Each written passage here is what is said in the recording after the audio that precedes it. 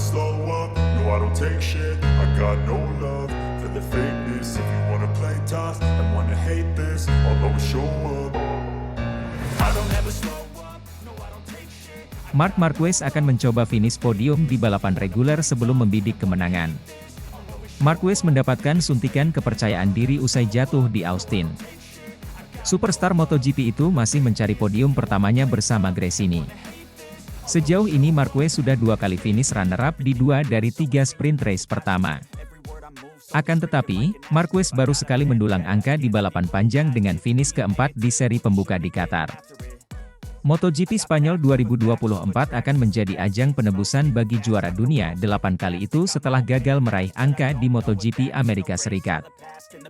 Marquez retired di pertengahan lomba padahal sukses merangsek ke posisi terdepan usai start di grid ketiga.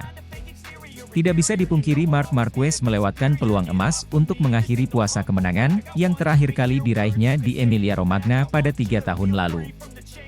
Namun, insiden itu justru menjadi sinyal positif bagi mantan penunggang Honda itu karena itu berarti dia mampu bersaing untuk kemenangan. Marquez mengungkapkan bahwa ekspektasi meraih kemenangan kurang realistis setelah tahun-tahun yang buruk dan penuh dengan cedera. Finish podium akan menjadi target lebih masuk akal selanjutnya, yang akan dicoba diraihnya di Jerez pada akhir pekan ini.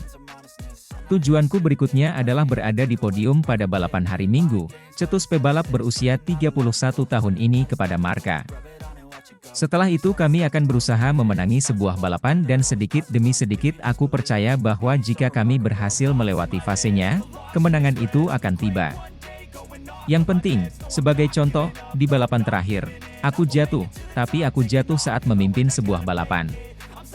Hal ini sudah memberi Anda kepercayaan diri, dan aku sudah mengatakan sebelumnya bahwa aku sudah memasuki momen yang sangat negatif dengan banyak cedera selama 4 tahun, sehingga tidak mudah untuk bangkit hanya dalam 3 balapan.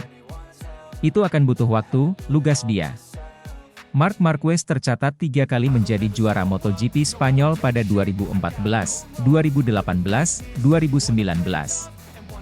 Namun, usai kecelakaan parah di 2020, Marquez hanya 2 kali berpartisipasi dalam 3 edisi berikutnya dengan finish terbaik posisi 4 pada 2022.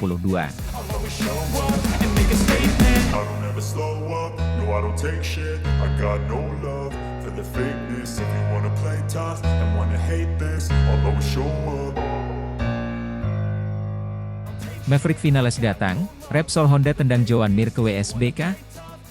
Bursa transfer pembalap MotoGP musim 2025 memanas jelang MotoGP Spanyol di sirkuit Jerez akhir pekan ini. Maverick Vinales ke Honda dan Joan Mir terlempar ke World Superbike (WSBK). Silly season para pembalap di MotoGP 2024 terus menjadi sorotan utama, khususnya dari garasi Repsol Honda yang terus berbenah akan pengembangan kuda besinya RC213V. Tidak bisa dipungkiri RC213V dan YZR-M1 milik Yamaha menjadi motor paling bapuk di MotoGP 2024. Akan tetapi dua pabrikan asal Jepang ini tidak perlu ditanya soal kekuatan finansialnya. Hal ini yang kemudian dimanfaatkan oleh pabrikan berlogo sayap tunggal sebagai iming-iming mendatangkan pemain baru. Jika RC213V belum bisa memanjakan para pembalap, maka guyuran gaji tinggi menjadi cara alternatif bergerak di bursa transfer musim depan. Dilaporkan media Spanyol, Afición Deportiva, Repsol Honda mengincar Maverick Vinales yang kontraknya berakhir dengan Aprilia Racing setelah MotoGP 2024 berakhir. Dalam pemberitaan tersebut dilaporkan Honda Racing Corporation, HRC, siap menggaji Maverick Vinales di angka 10 juta euro atau sekitar 173 miliar rupiah, kurs per hari ini, 24 April 2024, per musimnya. Bukannya tanpa alasan mengapa Honda mencoba mendatangkan pembalap baru. Selain kontrak Joan Mir yang usang 2024 ini, Repsol Honda berupaya mencari pembalap yang mampu mendevelopment RC213V. Meski Maverick Vinales sejauh ini belum menunjukkan akan kemampuan dalam hal pengembangan motor, akan tetapi secara performa, rider berkebangsaan Spanyol tersebut menunjukkan tren positif. Salah satu contoh paling nyatanya terjadi di MotoGP Amerika Serikat beberapa waktu lalu.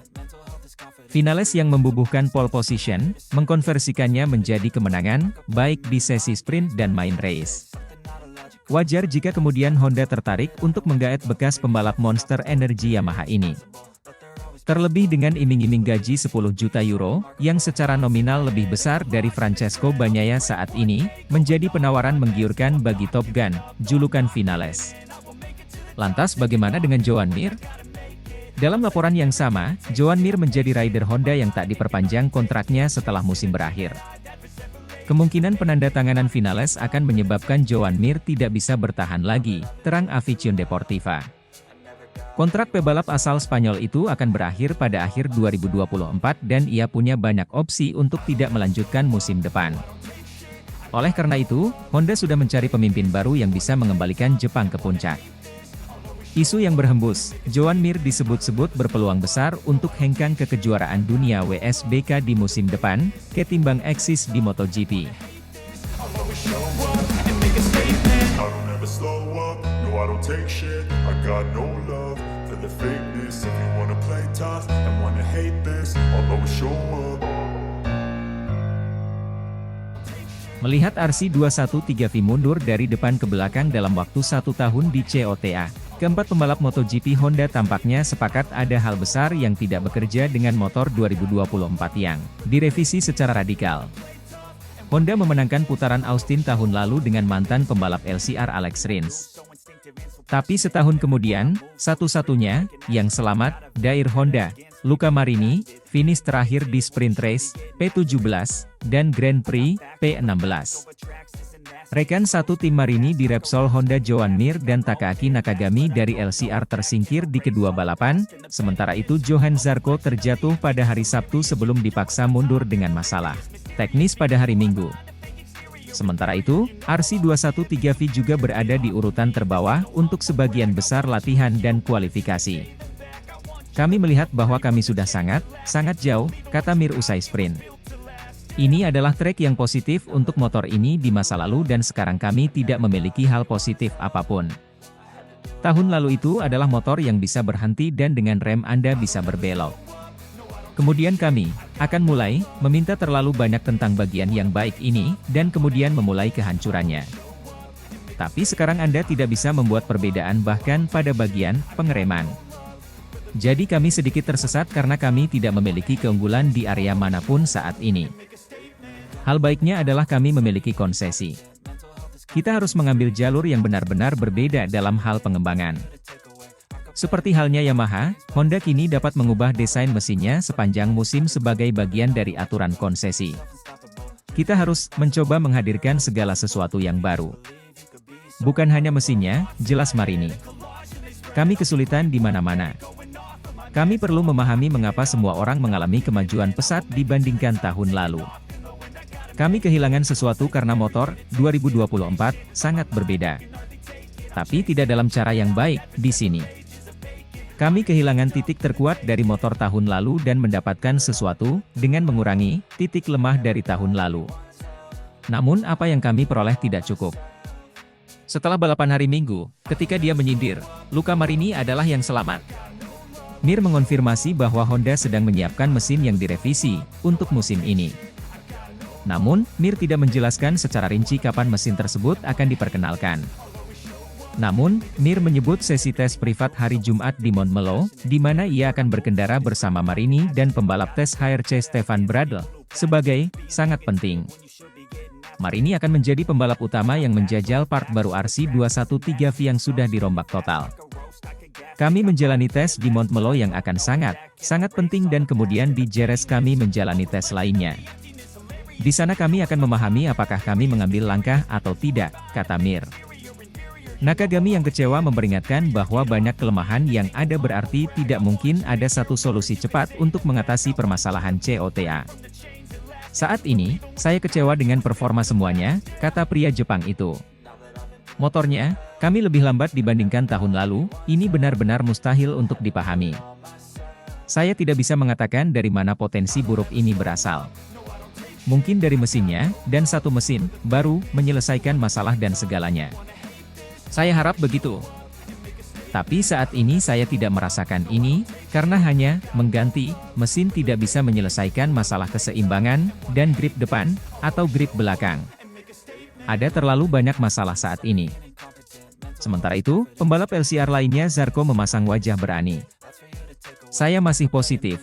Kami tidak perlu pesimis karena kami tahu akan sulit dengan proyek yang benar-benar baru ini, ujar pembalap Prancis yang datang dari Pramac Ducati sebagai pemenang balapan. MotoGP. Honda mengubah banyak hal dan mudah untuk mengatakan kami butuh waktu, tapi inilah saatnya. Karena pada balapan di mana Honda tampil baik, sebelumnya, saat ini kami tampil paling buruk. Jika kita bandingkan dengan motor lain, kita jelas melihat ada sesuatu yang hilang. Saya tidak bisa menjelaskan teknisnya karena itu bukan pekerjaan saya, tetapi, saya mencoba memberi yang terbaik dan saya melakukannya akhir pekan ini. Tidak ada rahasia di sisi teknis, yang ada hanyalah hal-hal yang perlu dipahami dan kami memiliki kapasitas orang-orang untuk memahaminya.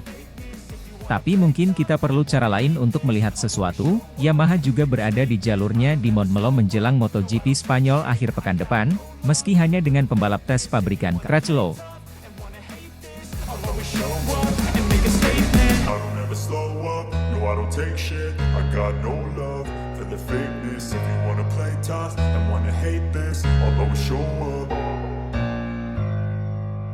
Alasan Jorge Lorenzo anggap Marc Marquez cocok di KTM ketimbang Ducati.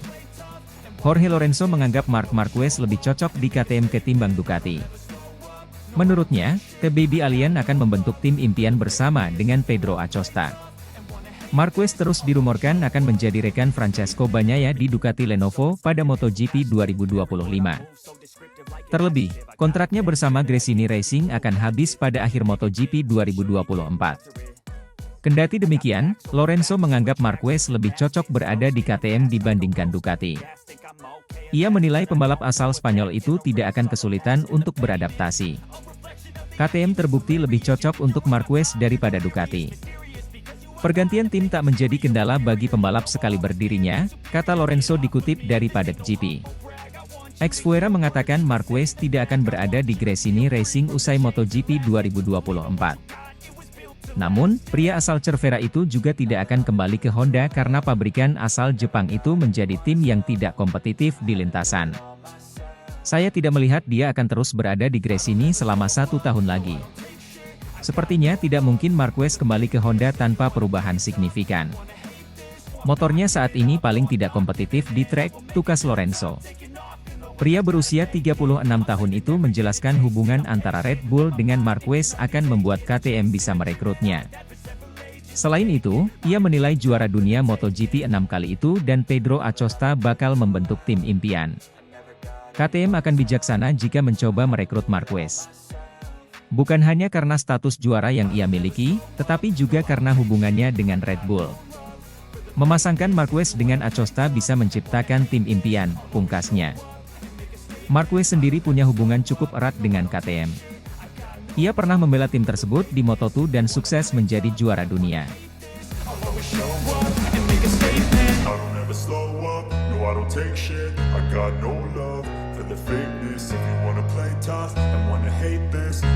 Show